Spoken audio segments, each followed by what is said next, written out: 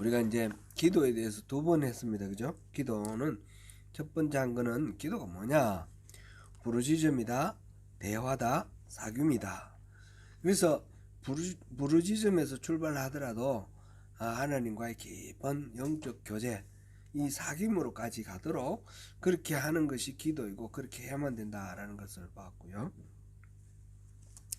이제 그게 기도를 그렇게 정리를 하는 이유는 기도 자체가 원래 성격이 본질적으로 어떤 거냐면 하나님이 우리를 그 하나님 앞에 존전에 부르시는 것이고 예수님께서 보증해 주시는 것이고 성령님께서 인도해 주시는 것이다.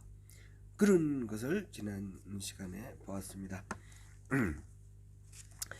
기도의 그 과정에서 이 삼위일체 하나님께서 부르시고 보증하시고 인도하시면서 우리를 이렇게 주님과의 깊은 사귐으로 진전시켜 주시는 그런 것입니다. 기도도 사실상 이 매일매일의 삶 속에 습관이 되어야 되고 훈련이 되어야 됩니다.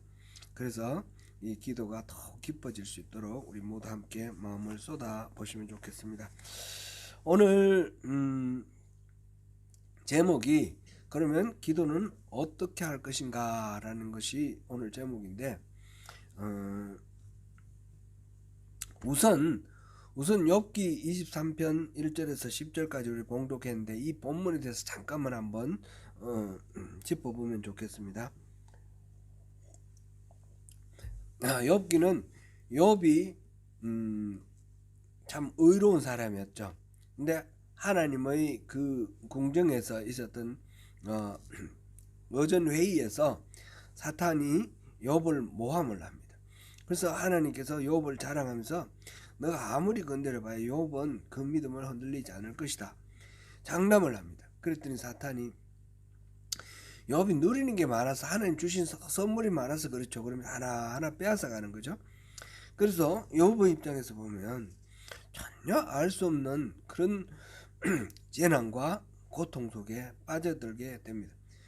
재산을 다 잃어버렸고요. 가족들도 다 잃어버렸고 아내도 떠났고 몸에 악창까지 나서 너무너무 비참한 그런 상황에 빠져 있습니다. 그때 친구들이 욥의 그 친구들이 찾아와서 욥을 위로하고 격려를 하는데 그 과정 속에서 너 잘못한 게 뭐냐 회개하라. 욥은 너무너무 억울하다 이러는 사이에서 이 논쟁이 벌어지는 겁니다. 논쟁이 이 친구가 엘리바스, 빌다, 소발 이 세 사람의 친구가 욥과 번갈아 가면서 논쟁하고 1차 논쟁 끝나고 2차 논쟁하고 3차 논쟁하고 이렇게 논쟁으로 이렇게 쭉 진행하고 마지막에 하나님께서 이렇게 정리를 해주시고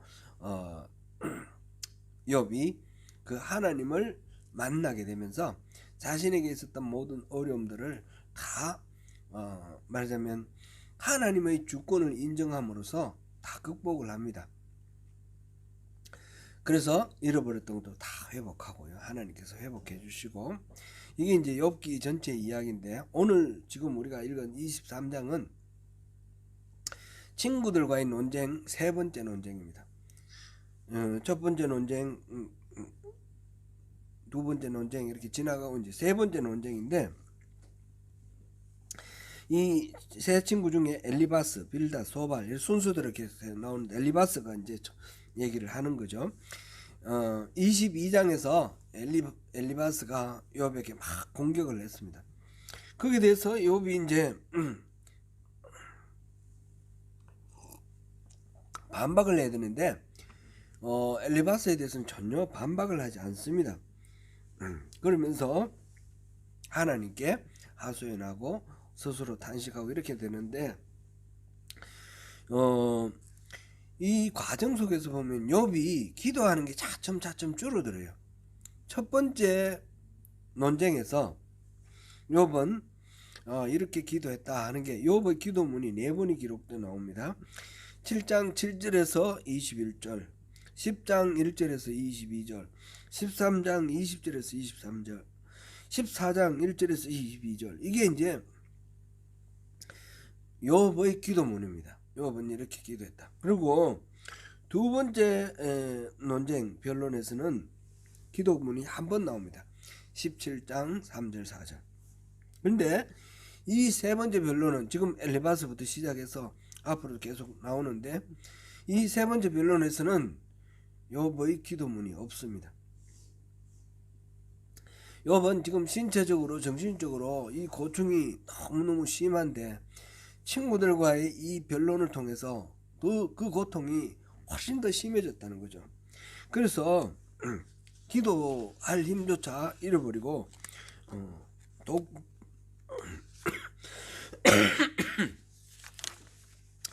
독백의 형식으로 탄식하고 그러는 모습이 이제 쭉 나와 있습니다. 그래서 오늘 본문에서 보면 엘리바스에게는 말하지 않고 내 재앙이 탄식보다 무겁다. 21장 2절에 나온 23장 2절에 나오는 이야기고요. 3절부터 7절까지는 내가 하나님만 만나면 하나님이 내 이야기를 다 들어줄 거다. 나는 의롭다. 나는 잘못한 게 없다. 이제 그거 자신의 무죄를 인정받을 것이라는 그런 확신, 신뢰 이걸 얘기를 하고 있고요. 그런데 8, 9절에서는 그런데 하나님이 안 만나 주신다는 거죠. 이리 봐도 하나님 안 계시고 저쪽으로 봐도 오른쪽이나 왼쪽이나 안 계시고요. 앞으로 가도 안 계시고 뒤로 가도 안 계시고 그러니까 절망적인 상태죠. 기도할 힘도 없다는 거죠. 하나님 안 만나 주시니까. 그러면서 이제 10절에 가서 결국은 하나님이 나를 단련시키셔서 점검같이 순검같이 나를 이렇게 다듬어서 빚어서 나를 세워주실 거다. 그 확신이 10절이고 11절 12절에서도 내가 그동안에 다른 나쁜 길로 치우치지 않고 하나님 말씀 잘 지켰다. 그런 얘기를 하고 있습니다. 그러니까 하나님 안 만나 주신 것 때문에 절망스럽지만 그래도 나는 하나님 말씀대로 살았다. 그런데 13절부터 나오는 이야기는 또 하나님에 대해서 두려움을 말하고 있습니다. 두려움을. 지금 이제 욥기 지금 23편 이거는 욥기 전체에서 좀 이렇게 집약적으로 보여주는 부분인데 우리가 기도를 할 때에 기도를 하면 하는 쪽쪽 뭐 이렇게 쉽게 응답이 나오면 좋겠는데요. 우리가 원하는 대로 탁탁 이루어지고 그러면 좋겠는데요. 실제로는 어떻습니까? 기도는 우리가 원하는 대로 착착 이루어지는 그런 응답이 그렇게 매번 나오는 게 아닙니다. 그보다는 오히려 기도했는데 하나님이 들으셨는지 안 들으셨는지 확신도 안 쓰고 그런 어떤 막막함, 절망감 이런 경우를 겪을 때도 많고요. 몇십 년을 기도했는데도 응답이 없는 그런 경우도 많습니다. 이제 이런 경우에 욥이 지금 두려워하면서 하나님을 두려워하는 이 장면을 보면서 우리와 욥 사이에는 어떤 차이가 있는가 한번 생각해 보면 좋겠습니다. 욥과 우리 사이에는 어떤 차이가 있습니까? 아주 근본적인 차이가 있습니다. 하나님과 욥 사이에 이 중보자가 없다는 겁니다. 우리에게는 중보자가 있습니다. 누굽니까? 예수 그리스도. 우리가 기도하고 막 이렇게 할 때 우리가 절망에 빠지지 않고 좌절에 빠지지 않을 수 있는 근거가 있습니다. 그게 바로 예수 그리스도의 보증입니다. 하나님이 우리를 부르셨고 성령님이 인도하셨다 그랬는데 예수님의 보증이 있으니까 더욱 확실히 하지 않습니까? 그래서 예수님께서 어떻게 보증하셨는지 지난주에 우리가 봤는데 한 번 더 확인해 보고 그 다음에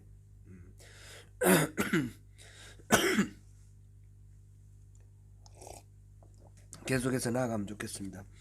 요한복음 14장 12절에서 14절인데요. 요한복음 14장 한번 찾아보겠습니다.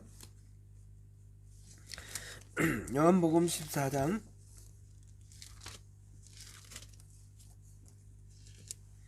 12절에서 14절 찾으셨습니까? 12절부터 14절까지 읽습니다. 시작. 내가 진실로 진실로 너희에게 이르노니 나를 믿는 자는 내가 하는 일을 큰 일도 하리니 이는 내가 아버지께로 감이라. 너희가 내 이름으로 무엇을 구하든지 내가 행하리니 이는 아버지로 하여금 아들로 말미암아 영광을 받으시게 하려 함이라. 내 이름으로 무엇이든지 내게 구하면 내가 행하리라. 아멘. 15장 16절도 한번 읽어보겠습니다. 15장 16절 같이 읽습니다. 너희가 나를 택한 것이 아니요 내가 너희를 택하여 세웠나니 이는 너희로 가서 열매를 맺게 하고 또 너희 열매가 항상 있게 하여 내 이름으로 아버지께 무엇을 구하든지 다 받게 하려 함이라. 아멘. 요한복음 16장 23절 24절 보시겠습니다. 같이 읽습니다. 그날에는 너희가 아무것도 내게 묻지 아니하리라. 내가 진실로 진실로 너희에게 이르노니 너희가 무엇이든지 아버지께 구하는 것은 내 이름으로 주시리라. 지금까지는 너희가 내 이름으로 아무것도 구하지 아니하였으나 구하라 그리하면 받으리니 너희 기쁨이 충만하리라. 아멘. 하나님께서 우리 마태복음에서도 우리가 봤죠. 너희가 기도할 때 무엇이든지 믿고 구하는 것은 다 받으리라 그렇게 말씀하셨는데 믿고 구하는 건 다 받겠다라고 말씀하시면서 예수님께서 그러므로 내 이름으로 구하라 이렇게 말씀하셨어요. 지금 분명하게 거듭 예수님께서 스스로 보증을 하셨는데 그 예수님의 보증에 의지해서 우리가 하나님을 만나는 것입니다. 근데 여기서 예수님께서 우리에게 보증서를 내줬어요. 보증서가 뭡니까? 내 이름으로 구하라. 내 이름으로. 그러니까 오늘 결론은 이겁니다. 어떻게 기도할 것인가? 어떻게 기도할 것인가? 예수 이름으로 기도하라 라는 겁니다. 우리가 예수 이름으로 기도하면 욥과 같은 그런 절망에 빠지지 아니하고 우리가 반드시 하나님께서 약속하신 그 약속을 우리가 성취할 것입니다. 그러니까 오늘 결론 나왔죠. 예수 이름으로 기도하라. 그럼 예수 이름으로 기도하면 어떤 의미가 있습니까? 그거를 우리가 한번 살펴보려고 합니다. 예수 이름으로 구하라는 말은 예수님이 십자가를 지신 그 예수님의 사역, 십자가 복음 이렇게 표현을 하죠. 예수님의 십자가의 복음을 믿는 믿음으로 기도하라 이 말입니다. 예수 이름으로 기도하라는 그냥 이름만 대라 이 말은 아니죠. 우리가 아무나 모르는 사람 이렇게 그냥 이름 대 가지고 내가 사실은 그 아무개를 잘 안다 이러면서 자기의 어떤 신뢰를 얻으려 그러면 그거는 안 되지 않습니까? 실질적으로 그 사람과의 관계가 있어야 되는 거고 그 사람이 내가 보내는 이 사람 만나봐라. 이 사람 내가 보냈으니까 믿을 만하다. 이런 식으로 보내주는 사람, 그 사람의 어떤 신분을 보증해주는 사람이 있을 때에 확실하지 않습니까? 하나님이 우리가 기도할 때 하나님이 우리 기도를 들어주시는데 우리가 아무나 기도를 막 누구든지 하나님 불러서 기도할 수 있지 않습니까? 근데 하나님께서 네가 나한테 기도하는데 내가 왜 들어줘야 되지? 이렇게 했을 때 그 근거가 있어야 된다는 거죠. 하나님은 독생자 예수님 얼굴 봐서 예수님과의 그 친분 때문에 우리의 기도를 들어주신다는 겁니다. 그러니까 우리는 그 예수님과의 그런 하나님이 받아들일 만한 그런 친분을 만들어야 되는 거죠. 그게 바로 믿음입니다. 믿음. 예수님의 그 십자가 그 공로를 믿는 믿음. 그런 믿음을 가지고 예수의 이름으로 기도해야 됩니다. 로마서 5장 9절에서 보니까 우리가 그의 피를 인하여 어렵다함을 입었다 그랬고요. 에베소서 1장 7절 보니까 우리가 그의 피로 말미암아 구속 곧 죄사함을 받았다. 우리가 예수님의 피 때문에 피로 말미암아서 우리가 죄 가운데 있다가 건진받아서 하나님의 자녀가 되었습니다. 하나님의 백성이 되었습니다. 예수님의 피 덕분에 하나님과 소통할 수 있게 되었습니다. 그러니까 우리가 기도를 할 때 예수의 이름으로 기도한다. 이 말은 우리가 바로 예수님 덕분에 하나님 자녀 된 사람입니다. 우리가 예수님을 믿는 사람입니다. 그래서 하나님 앞에 감히 나왔습니다. 이렇게 말할 수 있는 것입니다. 히브리서 10장 19절에 예수의 피를 힘입어 성소에 들어갈 담력을 얻었다. 그렇게 표현을 했죠. 그러니까 예수 이름으로 기도하라 이 말은 예수님의 십자가 그 보혈의 공로를 힘입어서 기도하라 이 말을 하고 같은 말이에요. 예수의 이름으로 라는 말의 의미 첫 번째 바로 그 예수님의 십자가 보혈의 공로다. 두 번째로는 예수 이름으로 기도하라 이럴 때는 예수님의 그 이름이 가지고 있는 그 신뢰를 흩뜨리지 않게 예수님의 뜻 안에서 구하라 이런 의미가 있습니다. 예를 들어서 누가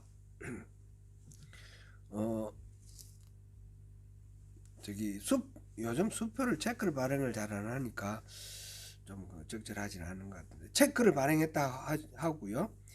제가 우리 아들한테 뭐를 사라고 체크를 써주는데 500불이라고 쓴다는 게 잘못해서 500점 찍고 쫙 끄야 되는데 500점 찍고 동그라미 3개를 더 했단 말이죠.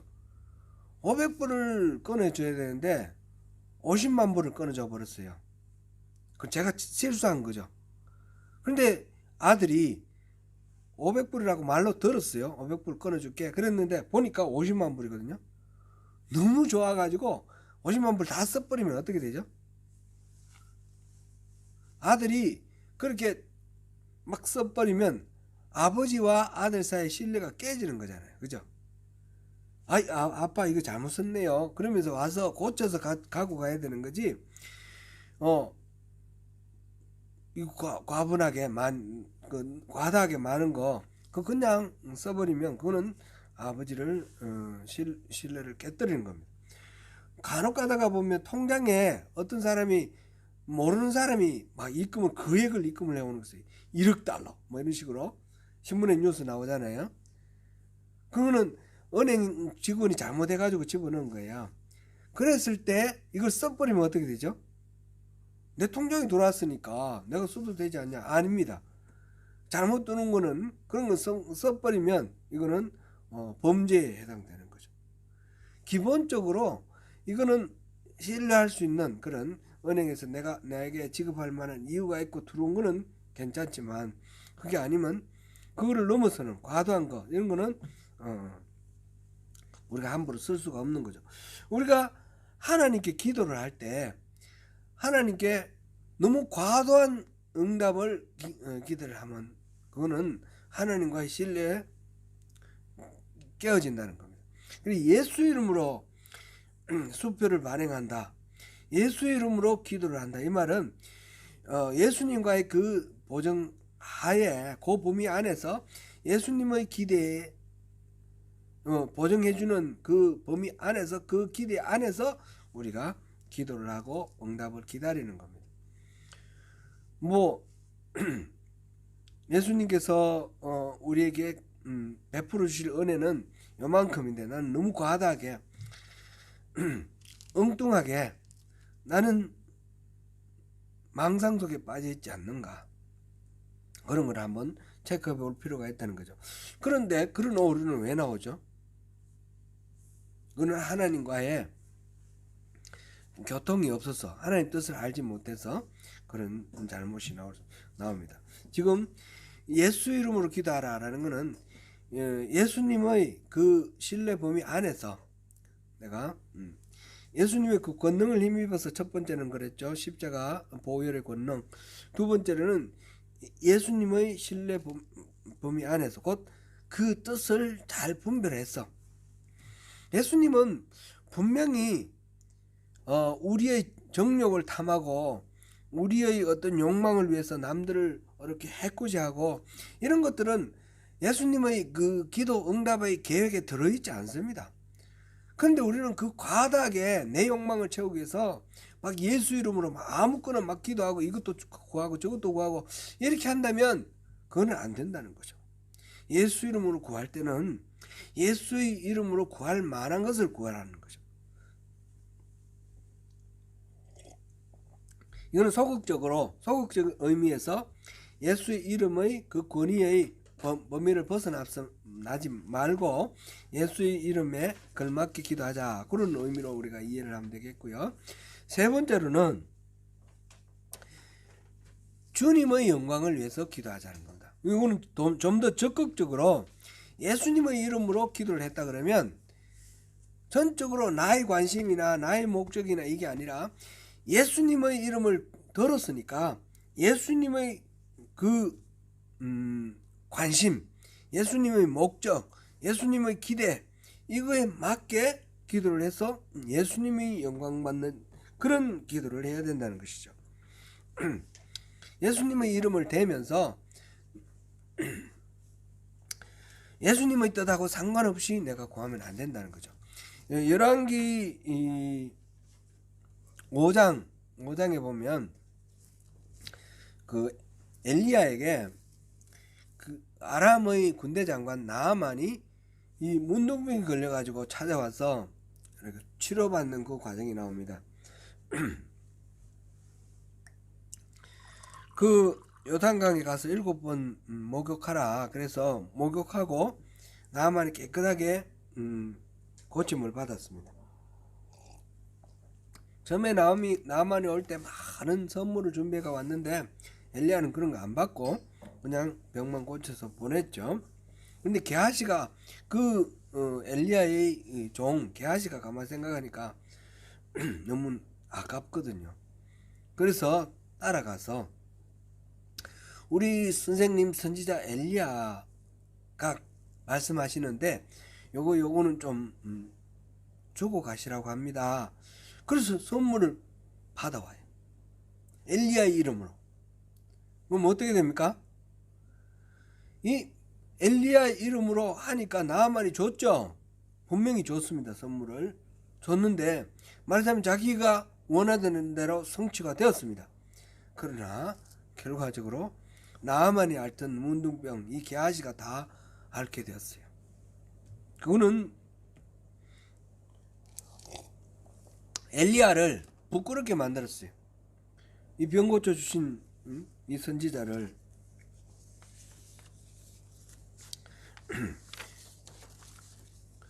우리 자신의 어떤 목적이나 우리 영광을 위해서가 아니라 내가 지금 들고 가는 이름 예수 그리스도, 우리 주님의 영광을 위해서 우리가 그 이름으로 기도해야 된다는 것입니다. 관심과 목적이 바로 주님께 맞춰져야 된다는 겁니다. 우리가 무슨 기도를 하든지 그 기도가 이를테면 내 소원을 비는 기도를 할지라도 그 내 소원을 비는 기도가 나의 만족으로 끝나는 그런 기도가 되어서는 안 되고 이 소원이 성취됨으로 인해서 주님께 영광이 될 수 있도록, 물론 이런 이야기는 기도를 그냥 거룩한 척하고 속으로는 아니면서 하나님 영광 받으세요 뭐 이런 식으로 체하는 기도, 가식적인 기도를 하라 이 말이 아닙니다. 우리의 기도의 근본을 들여다보아서 우리 기도가 본질적으로 예수 이름으로 기도할 수 있는 하나님 엄청난 특권을 주셨는데, 보증을 주셨는데 그 보증하시는 예수님의 이름에 걸맞는 그런 기도를 해야 한다는 것입니다. 그러므로 우리의 이 기도는 항상 성령의 통제를 받아야 됩니다. 성령의 안내, 성령의 그 가이드를 받아야 됩니다. 로마서 8장 14절에 보니 무릇 하나님의 영으로 인도함을 받는 그들은 곧 하나님의 아들이다. 우리 하나님의 아들답게 하나님의 영의 인도함을 받아야 됩니다. 에베소서 6장 18절에 보니까 모든 기도와 간구를 하되 항상 성령 안에서 기도하고 이를 위하여 깨어 구하기를 항상 힘쓰며 여러 성도를 위하여 구하라 했습니다. 사랑하는 성도 여러분, 오늘 제가 목도 아주 안 좋고 좀 이렇게 좀 간단하게 짧게 마무리를 하려고 합니다. 오늘 내용 핵심만 우리가 잘 정확하게 파악하면 되겠습니다. 어떻게 기도할 것인가? 예수님의 이름으로 기도하라. 예수님의 이름을 그냥 남발하라는 뜻이 아닙니다. 예수님의 이름으로 기도하라는 말은 예수님의 십자가 그 보혈의 공로를 의지하는 철저한 믿음 가운데서 기도하라 라는 뜻이고요. 예수님의 이름을 절대로 그 예수님의 그 한계를 벗어나지 않도록, 그 신뢰를 벗어나지 않도록 그 신뢰 안에서, 소극적인 측면에서 신뢰 안에서 하라는 뜻이고요. 좀 더 적극적으로 예수님의 이름으로 우리가 기도하는 만큼 이 우리 모든 기도의 내용이 예수님께 영광이 되도록, 예수님의 이름에 영광이 되도록 그렇게 기도를 하라 하는 것입니다. 그렇게 기도하면 어떻게 됩니까? 하나님께서는 다 무엇이든지 예수님의 이름으로 구하는 것은 다 이루리라 하셨어요. 응답이 이루어지는 것. 그 예수님의 이름에 걸맞지 않는 것은 안 이루어지는 겁니다. 안 이루어지는 것은 왜 그러냐? 잘못된 정욕으로 쓰려고 잘못 구하였기 때문에 응답이 없다. 야고보서에서 말씀했죠.